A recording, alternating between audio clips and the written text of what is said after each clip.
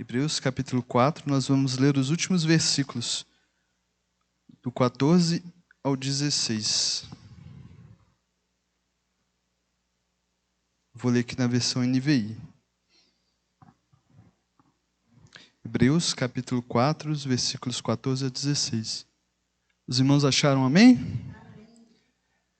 A palavra do Senhor diz assim: Portanto, visto que temos um grande sumo sacerdote que adentrou os céus, Jesus, o Filho de Deus, apeguemo-nos com toda a firmeza à fé que professamos, pois não temos um sumo sacerdote que não possa compadecer-se das nossas fraquezas, mas sim alguém que, como nós, passou por todo tipo de tentação, porém sem pecado. Assim, aproximemo-nos do trono da graça com toda a confiança, a fim de recebermos misericórdia e encontrarmos graça que nos ajude no momento da necessidade. Amém. Irmãos, a carta aos Hebreus é uma carta da qual nós não sabemos a autoria, nós não sabemos quem escreveu essa carta. Muitos especulam qual seja o autor, falam que é Paulo, mas quando veem parece que o estilo de escrita não parece muito com o de Paulo, né? Outros falam que pode ter sido Barnabé, que pode ter sido um irmão chamado Clemente, lá da época dos apóstolos, o apóstolo Lucas, ou Apolo, ou até mesmo Priscila, mas o fato é que nós não sabemos quem escreveu essa carta, e nós não sabemos também quem era o público-alvo, né? Não fica claro no texto para quem o autor dessa carta aos Hebreus escreveu ela, né? Apesar disso, a gente consegue perceber um pouco qual era a situação deles, a situação desse público-alvo, quando a gente vê o escritor dessa carta falando um pouco sobre perseguição, né? Falando um pouco sobre perseverança em meio a essas lutas. Quando a gente vai ler lá em Hebreus, no capítulo 10, no versículo 32, a gente vai ver que ele vai elogiar os leitores dessa carta pela perseverança que eles tiveram durante o tempo de perseguição. Lá diz assim, Hebreus 10, 32, Lembrai-vos, porém, dos dias passados, em que depois de serdes iluminados, suportastes grandes combates de aflições. Então, nós não sabemos quem escreveu, nós não sabemos para quem, mas nós sabemos que a pessoa que escreveu para um grupo de pessoas que, em algum momento, passou por essas perseguições. E a gente vai somando informações quando a gente para pensar na data que essa carta foi escrita. Com quase toda certeza, a carta aos Hebreus foi escrita ali no 1º século e provavelmente ela foi escrita antes de 70 depois de Cristo. E por que isso? Porque essa carta dos Hebreus vai citar aquele Timóteo, o Timóteo para quem Paulo escreveu a sua carta. E esse Timóteo ele é um servo de Deus que foi plenamente conhecido ali no 1º século. No 1º século, ele inclusive era mais jovem do que Paulo, né? E Paulo é contemporâneo ali de Cristo. Então, é garantido, praticamente certeza que foi no 1º século. E é provável que tenha acontecido, sido escrito antes do ano 70. Por quê? Porque quando a gente vai ler essa carta, a gente vai ver que o escritor vai falar dos rituais de sacrifícios judaicos como se eles ainda estivessem acontecendo, né? Como se eles ainda fossem presentes. E acontece que no ano 70 depois de Cristo, o templo de Jerusalém foi destruído e o sacrifício cessou. Então é muito provável que essa carta tenha sido escrita antes desse período, tá? É provável isso. Qual que é o tema da carta aos Hebreus? A carta aos Hebreus tem como tema principal a supremacia de Cristo. O que é a supremacia? É a superioridade em todos os sentidos. Nessa carta, a gente vai ver o escritor dizendo que Cristo é superior a qualquer anjo. Se houvesse ali no meio do público dessa carta pessoas com problemas de angiolatria, pessoas que adoravam anjos ou colocavam os anjos em uma posição superior, aqui nessa carta a gente vai ver o escritor falando que Jesus é superior a qualquer anjo. E a responsabilidade, o poder e a autoridade que é colocada sobre Jesus é maior do que a que é colocada sobre qualquer anjo. Nós vamos ver aqui falando sobre a superioridade de Jesus como sacerdote, sendo que a posição dele é superior a qualquer outro sacerdote da antiga aliança, o ritual antigo da antiga aliança. Então, a recomendação que a gente vai ver nessa carta de uma maneira geral é que cada pessoa que lesse ela deveria se agarrar à fé que eles confessavam. Eles deveriam usufruir do verdadeiro descanso que é encontrado em Cristo, né? E deveriam encorajar uns aos outros a perseverar. Né? Esse é o tema dessa carta. A gente vai lendo ela, e ali no 3º capítulo, o escritor dessa carta ele vai descrever o fracasso do povo de Israel lá na época do Êxodo, lá no Antigo Testamento, no Êxodo. Ele vai lembrar daquele povo que foi tirado do Egito por Moisés e foi levado ali para o deserto, e ele vai falar do fracasso deles em obedecer, em corresponder à obra redentora de Deus. É bom lembrar, irmãos, que esse povo lá no deserto, eles, durante a caminhada do povo de Israel até o Egito, eles tentaram a Deus murmurando e desobedecendo. Não foi uma vez e não foi 2 vezes, foram 10 vezes. Né? A palavra diz isso lá em Números 14, 22. Eu vou ler aqui com os irmãos. Números 14, 22.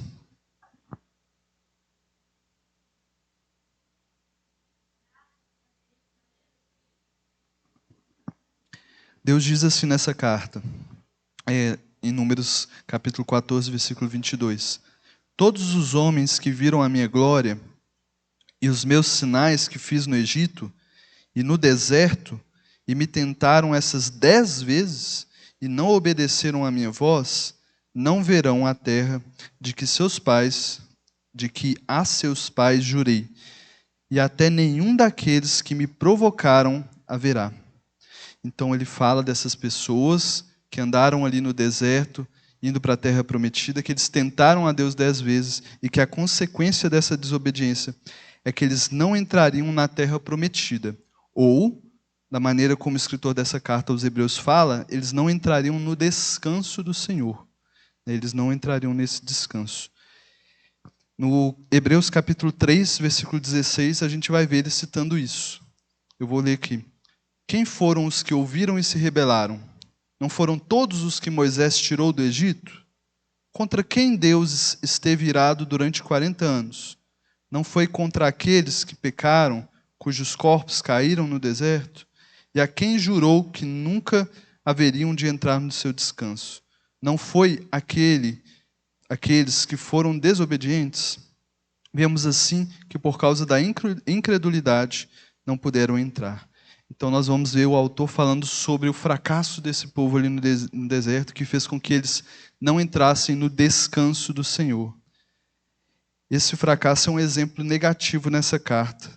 A recomendação é que os leitores se esforçassem para fazer diferente deles, para que se esforçassem muito para entrar nesse descanso. Esse descanso aqui simboliza para a gente a salvação que é em Cristo Jesus. Apesar da salvação ser pela graça, é engraçado que a graça não é o oposto de esforço. Nós nunca vamos ter méritos para ser salvos, mas nós vamos ter que nos esforçar para caminhar pelo caminho que o Senhor nos propõe, ainda que Ele mesmo nos dê as forças e as ferramentas para isso. Bom, nós devemos tomar cuidado, então, de não cometer o mesmo erro de desobediência que aqueles lá do passado cometeram. Chegamos, então, no texto que nós lemos hoje. O escritor da carta aos Hebreus ele vai afirmar a superioridade de Jesus como sumo sacerdote, ou seja, como o principal sacerdote. Pois eles tinham antes um sacerdote que era um homem falho, pecador, e por isso que quando ele se achegava diante de Deus, ele tinha que oferecer um sacrifício não apenas pelo povo, mas por ele mesmo. Talvez esse sacerdote pudesse se compadecer do povo, porque ele tinha as mesmas fraquezas e os mesmos pecados daquele povo. Mas Jesus é superior por diversos motivos. O sacrifício que Jesus fez ao se achegar ali diante de Deus no Santo dos Santos, como faziam os sumos sacerdotes, foi um só, de uma vez por todas. Então, o sacrifício de Cristo na cruz foi aquele que nos garante o perdão de todos os nossos pecados que cometemos no passado, que cometemos hoje, que vamos cometer no futuro.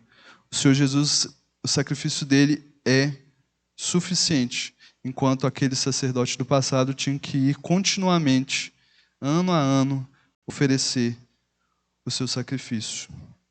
O sacerdócio de Jesus é superior também, porque, apesar dele ser Deus, parece que ele não entenderia as nossas fraquezas e os nossos sofrimentos. Poxa, ele é Deus, como que ele vai entender o que eu estou passando?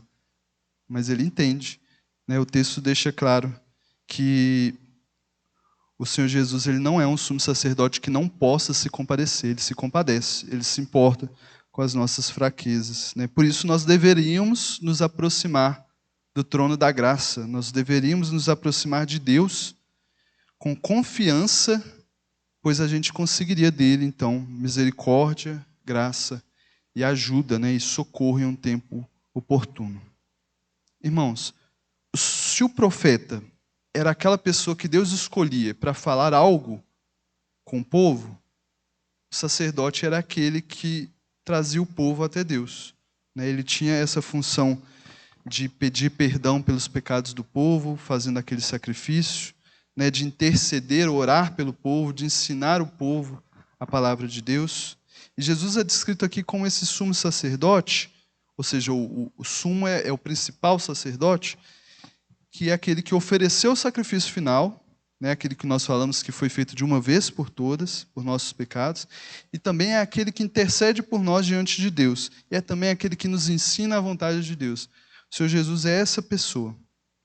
Então nós somos recomendados a conservar firme a nossa fé, a nossa confissão, no texto que nós lemos falou isso, e nós somos motivados pelo fato de que Jesus é essa pessoa.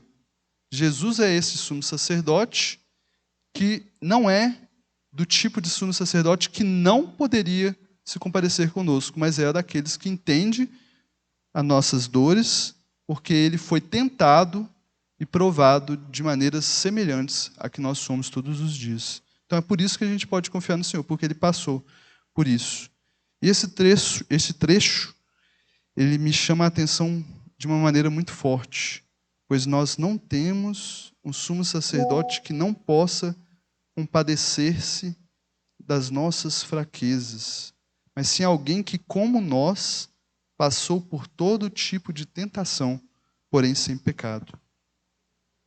Jesus é capaz de compadecer-se das nossas fraquezas. Ele passou as mesmas coisas, apesar de não ter pecado, A gente peca. Mas Jesus passou pelas mesmas coisas ao ponto dele nos entender. E por isso ele sente compaixão de nós e entende as nossas fraquezas. Esse fato pode parecer simples, irmãos, mas é muito significativo. Há muitos livros, há muitas pessoas que especulam qual seria o humor de Jesus, se ele fazia piada, se ele era mais alegre, mais sério. Tem aquelas pessoas que têm uma visão de que Jesus era provavelmente totalmente sério. Aí outras pessoas entendem da leveza de Jesus na sua mansidão.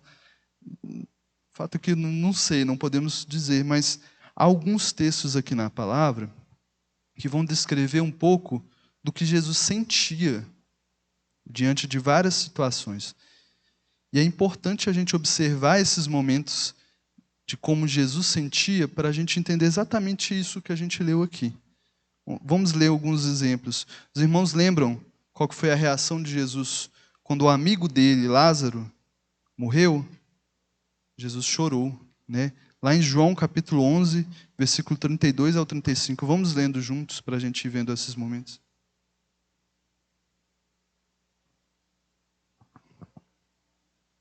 João capítulo 11, versículos 32 a 35.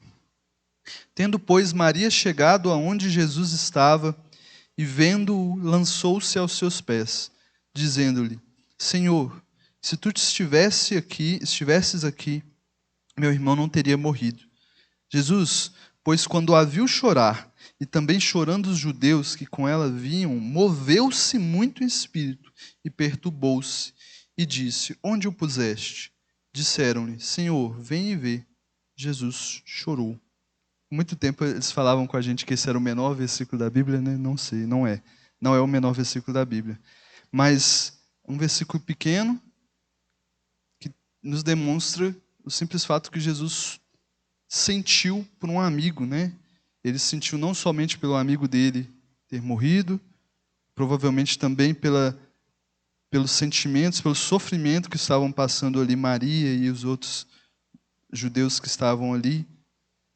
E Jesus chorou. Ele se moveu no seu espírito, ele ficou perturbado. Foi isso que ele sentiu, que está descrito aqui. Provável que aqueles que testemunharam isso viram em Jesus essa expressão desse sentimento. Ele se perturbando, movendo-se no seu espírito e chorando. Nosso Senhor Jesus chorou. Há outro texto que fala quando Jesus percorria as cidades, as aldeias, pregando o evangelho, curando os enfermos. No meio dessa correria toda, ele parava, olhava as multidões e sentia por elas compaixão. Mateus capítulo 9, versículo 35 e o 36.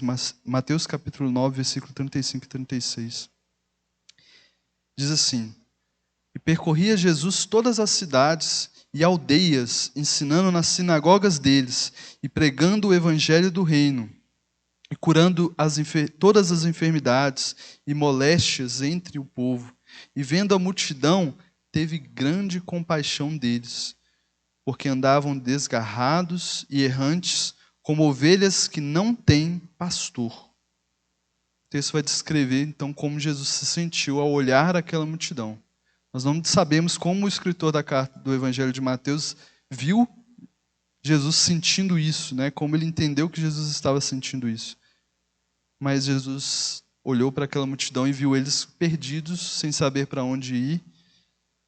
E o sentimento que Jesus sentiu foi de compaixão, aquele que queria ajudá-los a encontrar o caminho. E quando Jesus soube da morte de João Batista, provavelmente a tristeza por essa situação fez com que Jesus se retirasse de barco para ficar mais reservado, para lidar com o sofrimento. Só que aí a multidão ficou sabendo que Jesus tinha saído para um canto. E a multidão toda foi atrás de Jesus, e quando chegou, Jesus viu eles. O que Jesus sentiu por eles? Compaixão. Ainda que tivesse que lidar com o sofrimento da perda de João Batista, Jesus ainda sentiu compaixão pela multidão e curou as doenças dele. Lá em Mateus 14, versículo 13 e 14, Mateus 14 diz assim: Ouvindo o que havia ocorrido, Jesus retirou-se de barco, em particular, para um lugar deserto. As multidões, ao ouvirem falar disso, saíram das cidades e o seguiram a pé. Quando Jesus saiu do barco e viu tão grande multidão, teve compaixão deles e curou os seus doentes. Mesmo diante dessa situação de sofrimento, Jesus olhou para aquela multidão que estava ali na frente dele com as suas doenças, com as suas mazelas, com os seus sofrimentos. E o que Jesus sentiu? Compaixão. Nosso Senhor Jesus sentiu compaixão. Houve um outro momento também que havia também uma multidão acompanhando Jesus por uns 3 dias, ouvindo os mandamentos dele, os ensinamentos dele. Jesus olhou para eles e pensou, como geralmente as mães e as avós pensam, né? Moço, esse menino não vai comer.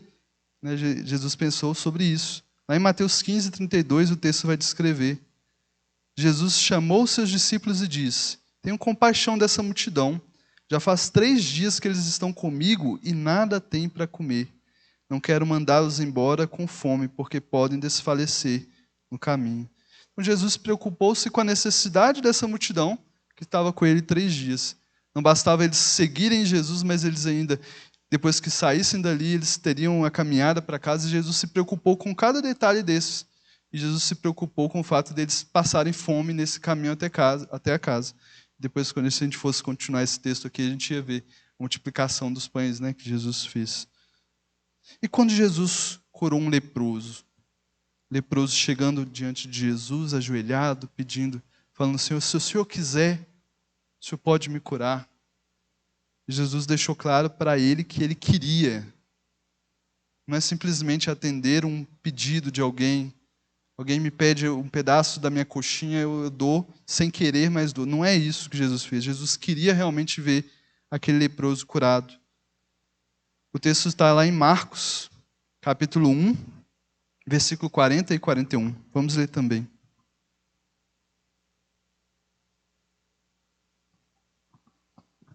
Diz assim: um leproso aproximou-se dele e suplicou-lhe de joelhos: se quiseres, pode purificar-me. Cheio de compaixão, Jesus estendeu a mão, tocou nele e disse: quero, seja purificado. Jesus não somente curou ele, como Jesus quis curar ele. Esse texto deixou claro o sentimento de Jesus de compaixão por ele ali naquele momento. Ou quando os irmãos lembram de quando Jesus encontrou uma mãe viúva que havia perdido o único filho, Jesus viu ela e sentiu compaixão por ela. O texto está lá em Lucas capítulo 7, versículo 12. Vamos ler, esse é o último desses versículos. A palavra diz assim: ao se aproximar da porta da cidade, é Lucas capítulo 7, versículos 12 e 13. Ao se aproximar da porta da cidade, estava saindo o enterro do filho único de uma viúva. E uma grande multidão da cidade estava com ela. Ao vê-la, o Senhor se compadeceu dela e disse: não chore. Daqui por diante os irmãos imaginam o que Jesus fez, né? Todos esses versículos, eles vão mostrar que Jesus era compassivo, que ele se preocupava profundamente com as pessoas ao seu redor, curando os doentes, alimentando os famintos, confortando aqueles que estavam em sofrimentos. E eu li todos esses versículos aqui, irmãos, para deixar claro aquilo que o texto disse lá no começo. É essa a pessoa que está intercedendo por nós. É Ele que se ofereceu como sacrifício por nós. É esse o sumo sacerdote que nós servimos. É comum, às vezes, as pessoas enxergarem Jesus como um gênio da lâmpada e chegarem diante dele e pedirem por alguém, como se Jesus não conhecesse essa pessoa, né, para ele atender o nosso pedido, o nosso socorro, né, como nosso gênio da lâmpada. Mas é importante entender que Jesus, quando nós pedimos a Ele como filhos, Ele não somente atende os nossos pedidos, mas Ele sente por nós também a dor que nós estamos passando. Eu queria dar um exemplo de uma série de crônicas de um livro, um escritor chamado C.S. Lewis. Ele escreveu uma série de livros chamado Crônicas de Nárnia. Eu gosto muito, é um livro de fantasia e o escritor é cristão, ele escreveu o Cristianismo Puro e Simples, ele escolheu escrever uma fantasia como um meio de falar sobre Cristo. Ele representa nessa fantasia Jesus como um leão, como um leão chamado Aslan. E nesse livro, numa dessas crônicas, chamado Sobrinho do Mágico, C.S. Lewis vai mostrar o herói, que se chama Digory, numa situação na qual ele é obrigado a escolher entre obedecer a esse leão, que representa Jesus, ou conseguir a cura da mãe dele, que estava prestes a morrer. Aslan sendo a figura que representa Jesus. E um trecho desse livro diz assim: Digory vê as patas enormes e as garras do leão e fica cheio de medo. Mas por um momento, Digory fixa os olhos de Aslan. O leão inclina a cabeça para mais perto do rosto de Digory e este apanha a maior surpresa da sua vida. Nos olhos do leão, há lágrimas grandes a brilhar. Nesse momento, Digory percebe que quem sente a doença da sua mãe, ainda mais do que ele próprio, é Aslan. É um trechinho do livro que ele vai descrever um pouco dessa ideia de que nós estamos passando. Quando a gente pede pelos nossos pais, pelos nossos filhos ou pelos nossos amigos que estão sofrendo, que estão longe de Cristo, que estão ali perdidos, é importante você saber que Jesus entende exatamente o que você está sentindo e mais do que isso, Jesus sente por eles talvez um amor, talvez não, com certeza, um amor maior do que esse que você sente. Talvez é o próprio Jesus, é aquele que está sofrendo por aquela pessoa por quem você está pedindo, né? Quando a gente desaba sobre Jesus Cristo as nossas frustrações, os nossos lamentos, né, as nossas decepções, as nossas preocupações contra o nosso futuro, contra o nosso relacionamento, contra a nossa caminhada, se a gente vai conseguir, você tem que entender que Jesus não somente entende a nossa angústia, como Ele sente compaixão de nós e Ele quer que nós sejamos curados. Ele quer ver os nossos pais, os nossos filhos, os nossos amigos salvos. Que Ele quer mais do que nós, que os nossos casamentos, que os nossos relacionamentos, que as nossas vidas deem certo. Jesus quer nos ver transformados. Jesus, antes de nós, é quem quer isso. Quer nos ver cheios de alegria do Espírito Santo. E é por isso, porque Ele quer, porque Jesus sente conosco isso, que a recomendação da palavra é chegar diante de Deus com confiança. Assim, aproximemo-nos do trono da graça com toda a confiança, a fim de recebermos misericórdias e encontrarmos graça que nos ajude no momento da necessidade. É porque Jesus quer isso, Ele quer nos curar. Nós devemos chegar perto de Deus, nós devemos chegar perto de Jesus sem medo de pedir, porque Ele quer mais do que a gente, que a pessoa que a gente ama seja curada. Eu estou falando isso não como se Jesus fosse fazer tudo o que nós pedimos, mas na certeza de que Ele vai fazer algo muito melhor do que a gente imagina, que Ele vai cumprir os seus propósitos, que são melhores do que os nossos. Para concluir, irmãos, a breve palavra, há um outro texto lá em Isaías 53, que fala que Jesus, após todo o seu sofrimento, Ele iria se alegrar. É mais um texto que fala como que Jesus se sente, ou nesse caso, como Ele vai se sentir. Isaías 53, versículo 11. Para a gente ler juntos.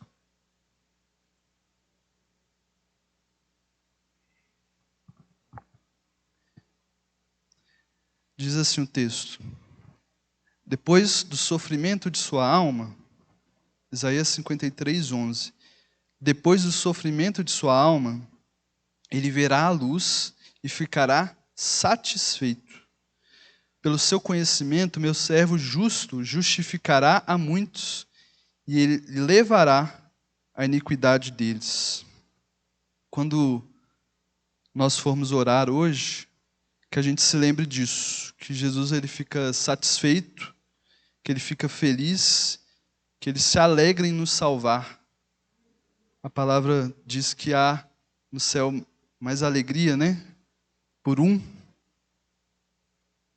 pecador que se arrepende do que 99.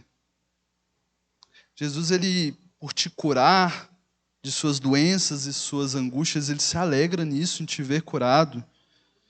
Que por salvar aquela pessoa que você ama, que Ele ama mais ainda, que Ele vai se alegrar nisso. Que o nosso Senhor Jesus, antes de nós, se alegra disso. E de colocar o Espírito Santo no seu coração, transbordando da paz, da alegria, do seu fruto, do fruto do Espírito.